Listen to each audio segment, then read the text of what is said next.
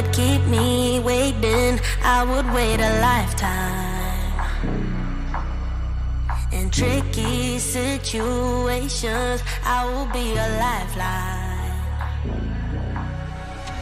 Nobody's meant to be fighting alone.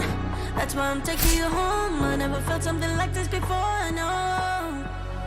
Keep coming back for your time after time. Yo, what's going on? We're down here at the Rack Studios in Tampa, Florida. I got my boy Mike G, and we got Max Strong on. But Max, before I kick off, I got to thank some of our affiliates. Our affiliates are Planetary Design. Check it out. At the bottom, it'll be dropped in the content. And also, check out UMP Sports, better known as Beverly Empowerment Sports, where they get the protein you need to get swole up. Max, how are you doing, my brother? I'm doing great. We already talked about that this morning, man. We've been dealing with some pretty crazy shit already, but I'm just so blessed and honored to be on here with you guys, and I thank you for this opportunity, man. Hey, Max, we were talking earlier, and a lot of people don't know your journey. You had a journey with dealing with different things. You've been to prison. You've dealt with different groups that, today you're not affiliated with, and you went through a journey, man, to get to the man you are today, which I really appreciate you coming on because you are nothing but power, dude. I love the content you're putting out, the positivity, but here's the deal. Nobody gets where you're at until they've been to the bottom and back to the top. So, hey, give us a little take on your journey, my brother. So real quick, you were just talking about being at the bottom and then going through it, right? Well, a lot of people will attribute to what they're going through as being in the trenches, especially in addiction, depression, just all this anxiety and worries, right? And I don't consider those to be the trenches. I actually consider those to be like the pit of despair, right? It's not until you begin putting in the work that you begin going through the trenches, right? Right. Until you begin doing the work, you're still in a pit of despair. And essentially, you're nobody because you're not putting in any work, okay? Well, that was me for a long time, man. For a long time, I was pretty much nobody. I had no identity. I didn't know who I was. I was in and out of prison. It was a revolving door of my lifestyle. I spent most of my adult lifetime in prison. And so I just really felt like I wanted to leave a legacy, and I didn't care where it was or with who. And there was a group of men in prison, and this was on my fourth bid. I've been to prison 5 times in 2 different states, Alabama and Florida, man. And I don't wear that as a badge of honor. I'm just telling you, that's what it is. Yeah, you're just keeping it 100, man. Just keeping it be authentic. So I've been out of prison for 4 years now, and I've been clean and sober. And my lifestyle now revolves around fitness, inspiring other men, developing relationships, cultivating characteristics that would enable me to be a man of integrity. And I'm nowhere close to that yet, man. I fall so short of the glory of God, man. And I'm just truly blessed and honored to even have this opportunity to be sitting right here and being able to share this message with y'all. But like I was saying about the pit of despair, man, and just seeking an identity, I wanted to be accepted, which is why I was so wild anyways to begin with. I was small, dude. I was like blonde hair, blue eyes, 140 pounds, right? But everybody knew I was crazy in this town. And this is Panama City, Florida, by the way. And so when I went to prison the 4th time, I had a decent little stretch for some shit that I never thought I'd ever be able to show my face for in this town again. And so I ended up coming across a group of guys, and I could always see them every day in the morning. Whenever they hit the rec yard, they'd shake up, they'd embrace each other, and then they'd start working out. And I was like, damn, that's my kind of crew right there, right? And they're all running around, they're jacked, they got tattoos, and you can see like nobody messes with them. Even the COs will go over there and hold a conversation with them for a minute, and then they go off and do their own thing. And they know they're out there hustling, they're doing their thing, and they weren't messed with. And I was like, I kind of dig these guys. Well, they approached me, I didn't approach them, and sort of kind of like created a bond, and I really liked the bond. And the name of this group is called Unforgiven, and it was promoted as a brotherhood of sorts, right? Of just like-minded individuals. It was a white group, and it was developed back in the 80s to combat against the Latinos and the black gangs, because at that time, the whites were being preyed upon heavily. And so, and as they continued to feed me all this information about what they stood on and what they stood for, and I noticed that these guys weren't all messed up on drugs, and that, their families came to visit them and they talked about family and doing the right thing. I was like, man, I could really be a part of something like this. And so they approached me about being a probate. They told me the work that I needed to put in. Well, I put the work in before they even asked me to do all the work and stuff, because I wanted to make a name for myself. Oh, yeah. And so I ended up becoming a member of Unforgiven. And I remember when my mom saw my patch, right? Because it was a big swastika, a circle, swillows, which are the cracker bolts, in visitation, she broke down and cried. Wow. And I told my mom, I was like, it's not what you think it is. This is a badge of honor, right? The swastika is a badge of honor for a race. And I was indoctrinated, man. I tell you what, like some of my closest friends were blacks, dude. And like, they were like, dude, what are you doing? Right? That's not even who you are. And I was like, it is who I am now, you know? And so I adopted these sets of beliefs as I was reading literature and materials that we would get snuck into prison. And over time, I began to actually believe this, but there was a lot of conflict within my heart and within my soul, though. But in my head, I was trying to justify what I was doing because of what I saw. But hold on, let me ask you a question. Because so as you're being indoctrinated, a lot of people don't, you know, they think this is a joke, but you're looking for belonging and somewhere to be because you've been lost. So you're trying to find a group in your place. And then for men, it is important for us to find a tribe.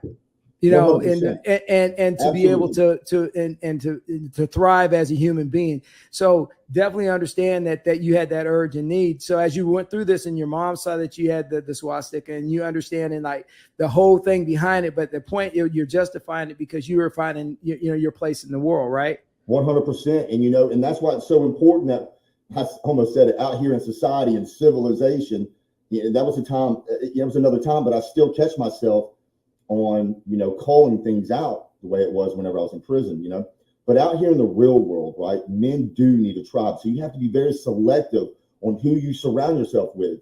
Are these the men that you aspire to be like 10 years from now, 20 years from now, 30 years from now?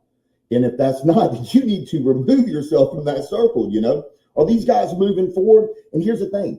I'm back home in Panama City now. I moved away for several years. I said I'd never be back here again.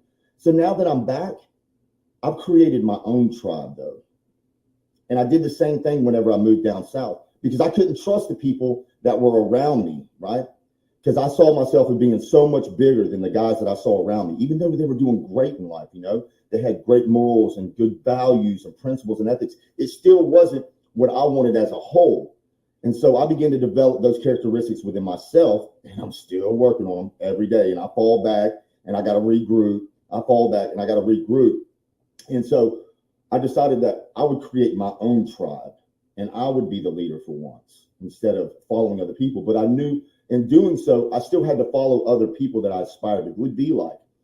And so I was very selective that even as much as the content that I absorbed are all people that are people of high integrity, or at least I think they are, I believe their moral compass is pointing north than what I see on social media, And you don't know their whole backstory. All I know is that the information that they're providing me is useful. And so I'll use that. I don't know who you are behind closed doors. I'm not really concerned about that because you're really not in my tribe. I don't associate with myself with you on a daily basis. You don't come into my home. You're not on my job site. You're not really in my circle, but I still use you for that information. So you got to be very selective on that also. So my mom breaks down and cries. And I tried to explain to her what it really stood for, what it really meant. And she did not accept it, not one bit, But mama knows best sometimes, Yeah, I'll tell you what, and she was very emotional, as women are. They're very emotional and hormonal creatures, and I'm just really learning that because I've been gone for a long time. And so as the years go on, though, I would continue to involve myself in a deeper level with this organization until eventually I became a shot caller. I was head over the South Florida region head, and then I ended up getting out of prison and coming right back. But when I got out of prison, I said that I would not go back to using drugs. I would lead these men in the right direction, take care of your families, work a job, and find something that you're passionate about and give it your all. Well, that lasted for about 6 months. And then I saw the money I was missing from selling drugs again, and I went right back to it. Ended up right back in prison again on another bid. And so I remember being down south in South Bay, and there's just so much drugs and corruption, and cash is like king over there. So whereas before, if you're other institutions, you'd have to wire everything through Cash App or Venmo. We're at a place in an institution where I could have $3,000 sitting in my locker and nobody would even glance at it because it would be that common, Right. And so that was my last bid. I got hooked on heroin. I've never done heroin before a day in my life, right? And I remember getting hooked on heroin, and then about 2 weeks into it, I was like, man, what are you doing?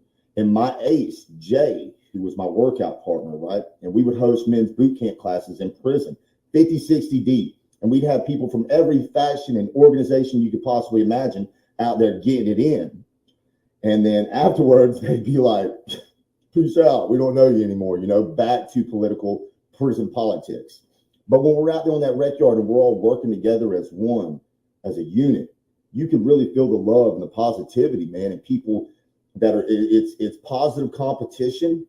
And it's amazing when you see a bunch of alpha males, right, of different factions and organizations get together and they push each other. It's amazing. So for a central moment, right? For lifting weights. You can just take your differences and put them to the side, and then afterwards and work towards something positive with a bunch of men like that, they're unstoppable.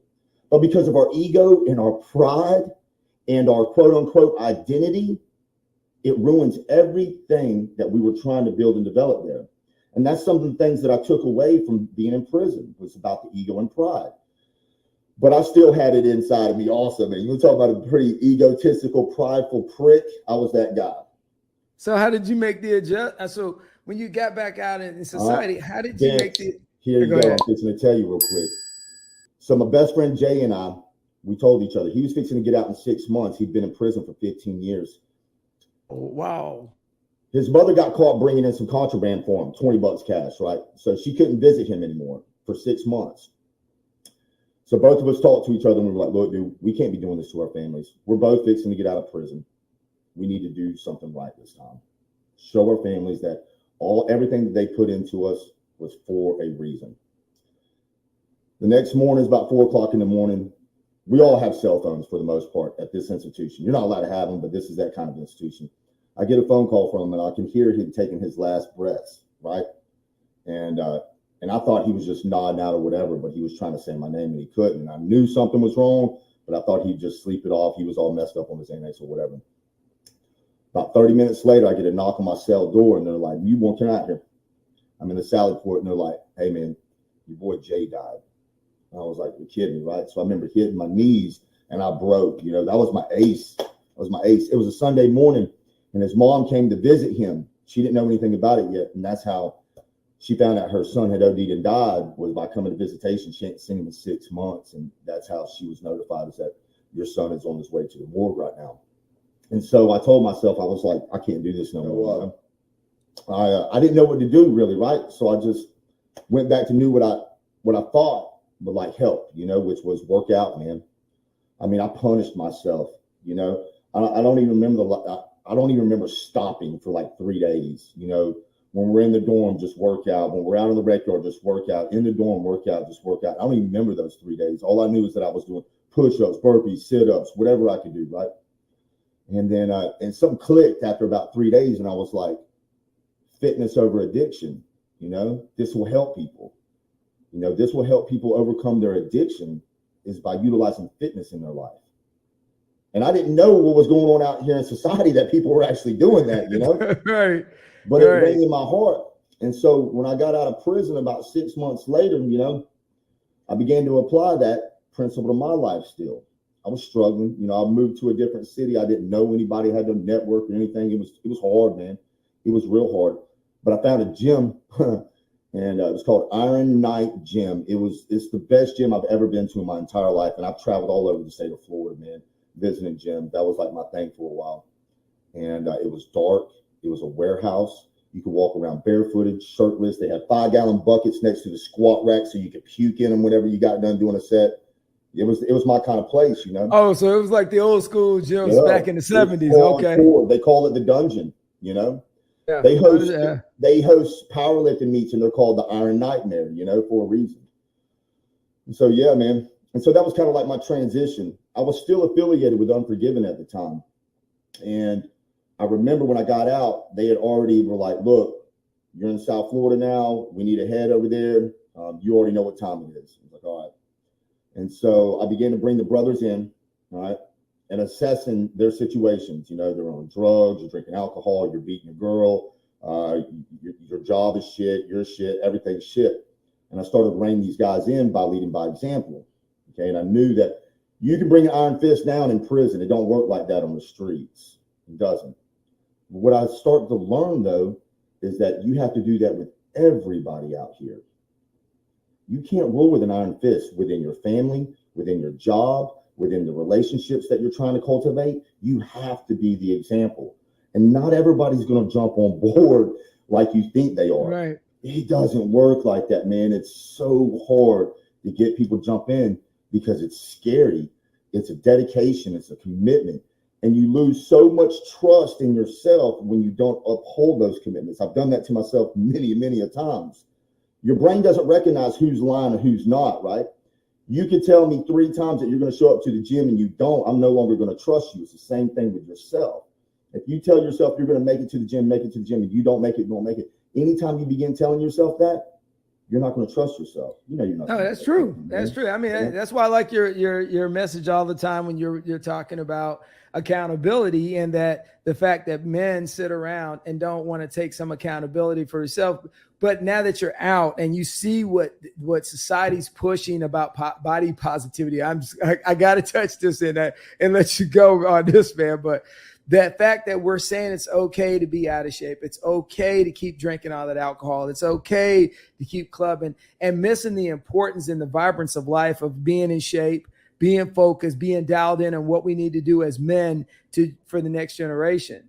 You know, and that's some of the things that you're bringing on you and you're influencing, is because your experiences that you've already had in your life and whatever you go through mentally, you're bringing to the table with what you put on Instagram, man, which was great. Doesn't matter where you're putting it out, you're laying it out that people need to be authentic and they need to take accountability. And I'll pause there. Yeah. So I can't remember the gentleman's name. He was talking about how they had placed people inside a Faraday cage, right? And they were measuring frequencies of anger, of love, of content, of regret, or whatever these feelings and emotions were. And what he found, right, was that love is not the most powerful energy frequency out there, right? Authenticity was by 10 times of what love was when a person was being their authentic self, right? And I try to wrap my brain around what that even means. What does that even look like, right? Because I know what I felt like for me, right? Authenticity is being comfortable with who you are today. I never want to be content with the person I am today. I want to continue moving forward. So I keep battling this whole word, the word of authenticity, and some of these other words that I feel like have been watered down by so many different people, like boundaries, right? Non-negotiable. These are words that you hear every day, 10 to 15, 20 times a day. I remember the word boundary meant shit that I won't tolerate. Right. No crime. Shit, that shit I won't tolerate anymore. And so talking about like being authentic, and also like the whole body positivity thing, man, I really feel like there's an agenda. That's why I don't go too deep into this stuff. Right? No, because I'll say there's an agenda. Here's the thing, dude. Let's be honest with it, right? They say you can go down this deep rabbit hole, which I don't even care to, right? I just know this right here. The better shape you're in, the more opportunities that you're going to have. Everybody wants success. Everybody wants more opportunities. Everybody wants a happy, fulfilling, purpose-driven life, right? But we're being indoctrinated, socially conditioned to believe that comfort, security, peace, and happiness are what we seek. Well, there's no adventure in that. There's no adventure. And as a man, we have to seek adventure, because whenever you become comfortable and complacent, that's where they want you at. And I don't know who they is, right? But I know this right here. I know Coca-Cola wants you to continue drinking their sodas. 17 grams of sugar, baby. Yeah. Have you ever seen what 17 grams of sugar looks like? I can show you what 17 grams of dope looks like real quick. They're very similar, right? And so I was, it's funny you mentioned that. So sugar is an addictive property, right? It's a compound that is highly addictive. If you look at your children, right, and they start freaking out because you won't take them to McDonald's, it's because that's their drug. You tell a crackhead that he can't get that $20 piece of rock right there, he's going to fight you for it. Your kids are going to fight you for it also. It's because of this whole conditioning to believe that that is what is good. That's what's going to make you happy. A happy meal It does. It makes them happy as hell. So that starts it off at a very, very young age. If I can get you when you're 5, I can keep you when you're 50. Yeah. So Max, man, what's up, man? It's Mike, man. Mike G. How you doing, sir? God, good. This is crazy show. This is good stuff, man. So the question is, you've begun a new chapter. What is your mission? What you're trying to do, man? So really, it started out as, like helping people out that were in active addiction or that were just struggling with, back and forth of being addicted. And that's when my social platform was actually called Fitness Over Addiction for quite some time. But I was using my prison background as a big platform for it. And I don't want to use my prison background as a platform. I don't. I want to use what I'm doing today as a platform, right? And so my mission today is to raise the values and standards across the men across this planet, dude. I don't want to, shoot small, dude. I want to go ahead and go big for it. The hell with it, and just to touch as many lives as I possibly can, because I got a lot of making up to do, bro. A lot. Seriously, dude, man. And so you can touch on one thing. I didn't mean to cut you off, Max. I apologize. Hey, you touched on faith. And so it's, to me, that is a critical element. It's like I always tell people, like when you go into combat, there's everybody can be an atheist until the first bullet's fired. Then all of a sudden, everybody wants to find God all of a sudden.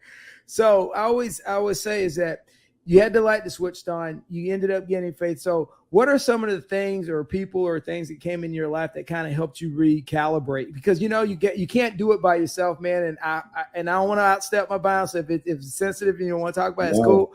But I'm just saying is that there's certain moments, and I have trigger people in my life that came in my life and got Vince bugs straightened out so I could get my life in the right direction at one point. So what about you?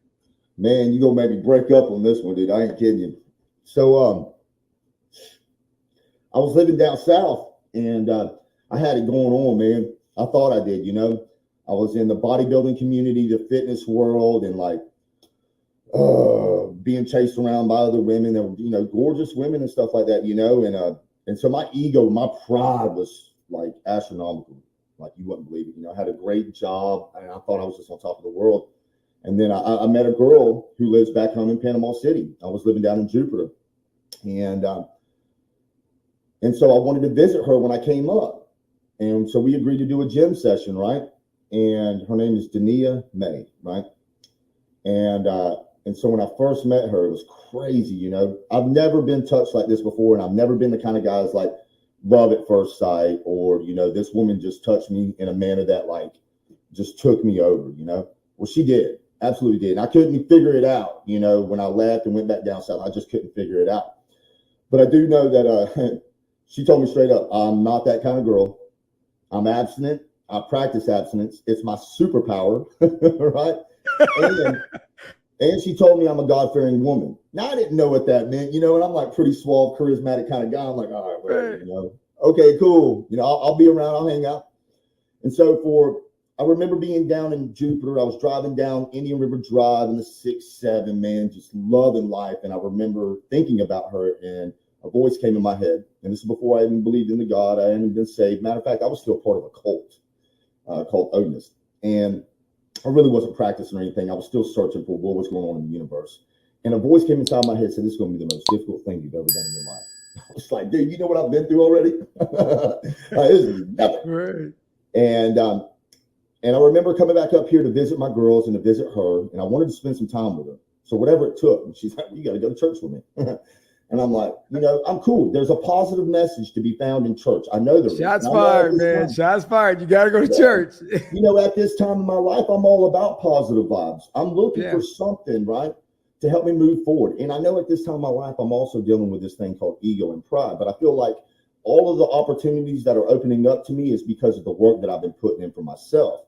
I don't think there's a higher power saying, bud, look, I'm going to give you this right here because I'm going to take it away from you one day also. And he did. Anyways. So that's for another day. So I go and we go to church. She's like, I can't wait for you to hear Pastor Cole. I know he's going to make an impact. So the first time we go to church, guest speaker, really good message. It was pretty powerful. I didn't feel nothing, but it was cool. Great. I come back up a couple of weeks again. I can't wait for you to see Pastor Cole. He's going to touch you. Guest speaker. She's like, this is crazy. We've never had guest speakers back to back like this, right? And so Anyways, I was like, cool message, head back down south. I'm still like, man, I'm falling in love with this chick, and I don't know why, We're 500 miles away. I'm never moving back there. And she's got a family. I got my own thing, and I don't know what's going to come of this. And then third time we go to church together, Pastor Cole's there. She's like, oh my gosh, I can't wait. I'm like, all right, cool. Now the expectations are set high. The bar is up here, and I'm just waiting for it just to peter out, That entire sermon was directed right toward me. Interesting enough, that morning, she set me on the end of her dock and gave me a men's devotional. And I opened it up to the very first story. It was about Joshua, and it talked about ego, pride, and women, temptations, right? And I'm Temptation. like, shit, might be something to this. And then we go to church. That entire sermon, I'm telling you, he looked right at me the entire time. That entire message was about my ego, my pride, and temptations. And I was just like, what's going on? Now, at this time, I still hadn't said, accepting Jesus Christ as my Lord and Savior. But when he came to the end of the sermon, right, to the end of the service, and he started asking if there's anybody here who hasn't accepted Jesus Christ as Lord and Savior, just bow your heads and lift your hand. My hand shot up. I had no idea why. I didn't do that. I'm like, what's going on? And I remember breaking down, hitting my knees and crying, and it was crazy. I'd never felt nothing like that before in my life. You got the feeling, man. And then she put her hand on my back. And I swear it felt like an angel touching me. It was just the wildest shit I've ever experienced in my life. And I remember I was like, I am not crying. I was bawling in front of everybody. It didn't matter, Yeah, like, hey, but you know what? But Max, seriously, when you've been through so much in your life and you've kept so much stuff inside, I remember even after coming back from being overseas, I was home by myself. I don't know what happened, dude. I was literally on my knees crying, just like, what is this going on? And then I started going back to church. And so what it is, dude, I think honestly, there is a profound spirit that comes over us as human beings. Yeah. And it just comes and when we don't expect it. And that's what makes it so powerful. Powerful, man. Like more power than I've ever felt inside a prison rec yard with 100 guys coming right at you. And you've only got 15 guys behind you. Way more powerful than that. Like, I'll tell you right now, what's interesting, Mike, is I have no problem being on a rec yard with a knife in my hand, ready to go to war, right? I feel conviction, right, over the pettiest things that I do now. That's how I know I'm saved and I know God is real, is because the stuff that I would do 10 years ago, 5 years ago, 2 years ago, I wouldn't even sweat. Now, I'm like, I know I'm doing wrong. And it ain't right, So you check, so you've really learned to regulate yourself. Yeah, I guess you can call it that from time to time. I'm gonna tell you right now though, real quick. I don't know how she puts up with my shit the way she does, right? But she does, and I'm blessed and truly just honored to have her in my life. But she requires a lot out of me, as women should, and that is to be emotional. You're supposed to be the leader. And that goes in every facet of life. That is the financial, the spiritual, the emotional, the mental, the guidance. You should be leading your woman to Christ. You should be leading your woman in safety and security, compassion, grace, understanding. They need that out of us, right? Yeah, absolutely. Absolutely. I'm going to tell you right now, if I did not have fitness and God in my life, there would be no question about it. I would still be selling drugs. I would still be in prison.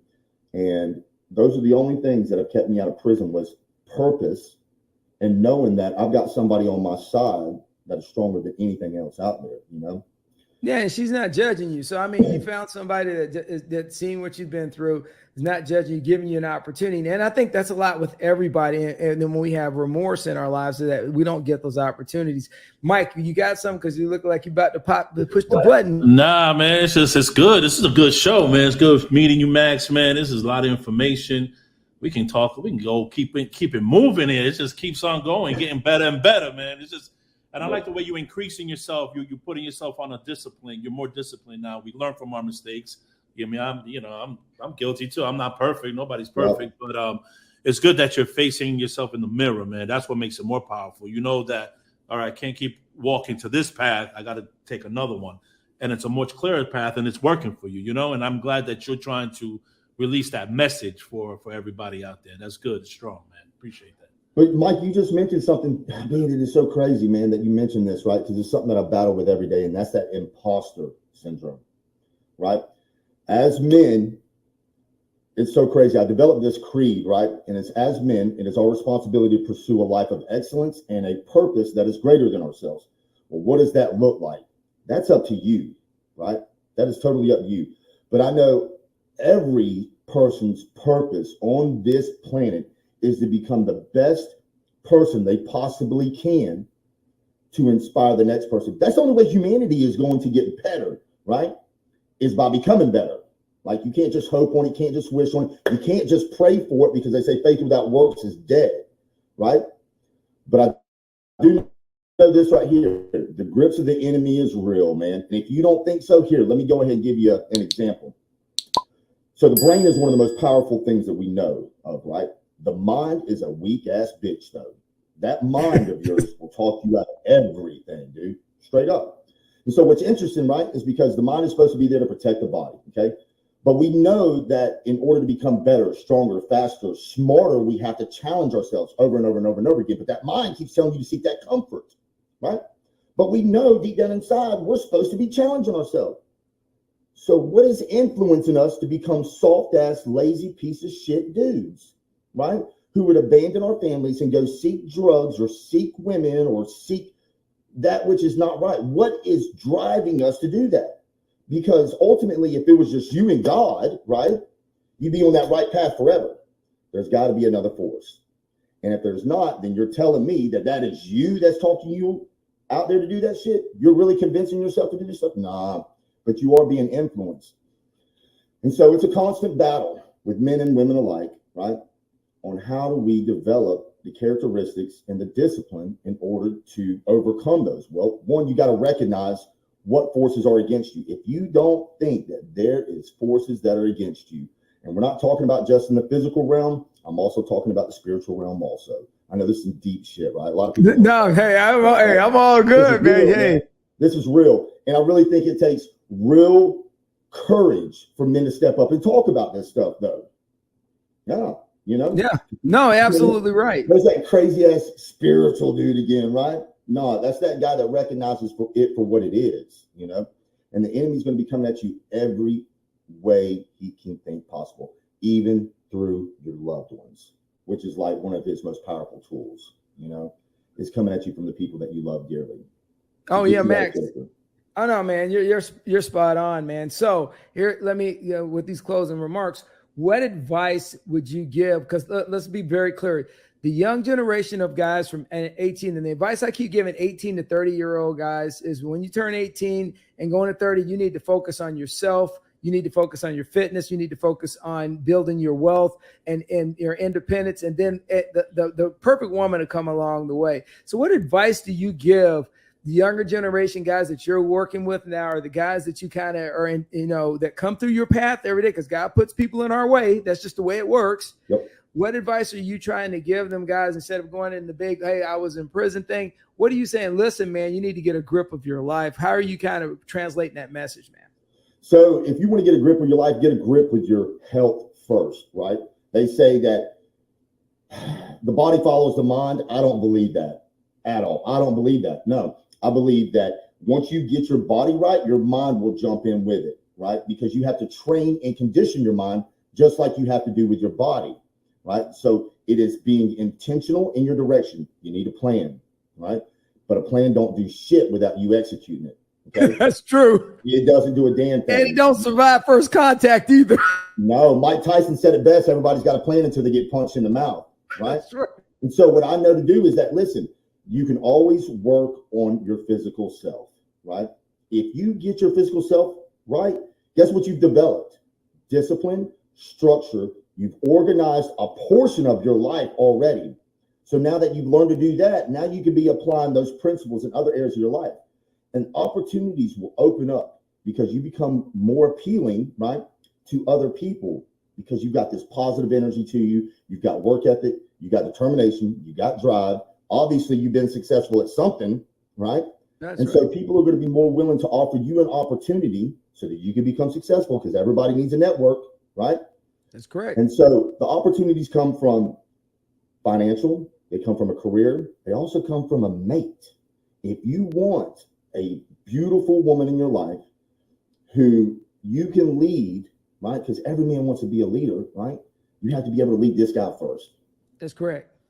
And so get this dude right first, man. And then you can lead others people to it also. But be a servant. You know, that's one of the biggest things that I've learned to do, man.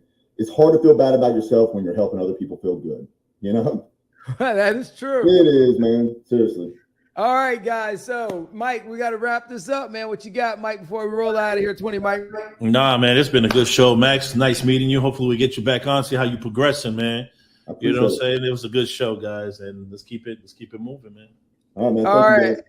Hey, no, hold on, Max. So before we rock out of here, I just want to say this, Max. It's been a blessing having you on the show, man, and I'm thank you for your authenticity. You know what I'm saying? We appreciate that. Hey, and all in all, man, it's one day at a time, 1 minute, 1 hour. You know what I'm saying, brother? Hey, so with that being said, it's me and Mike G always say down here from the Rack Studios in Tampa, Florida. Keep it rolling. All right, let's do it. Something about you, baby, that makes me feel complete. Nobody's meant to be fighting alone. That's why I'm taking you home. I never felt something like this before. I know. Keep coming back for your time at the time. Maybe I'm losing my mind, but I know I'll never leave you behind. No, baby, I got you. When you feel like falling, I'll be there to prove, yeah, that baby, I got you, no matter the distance.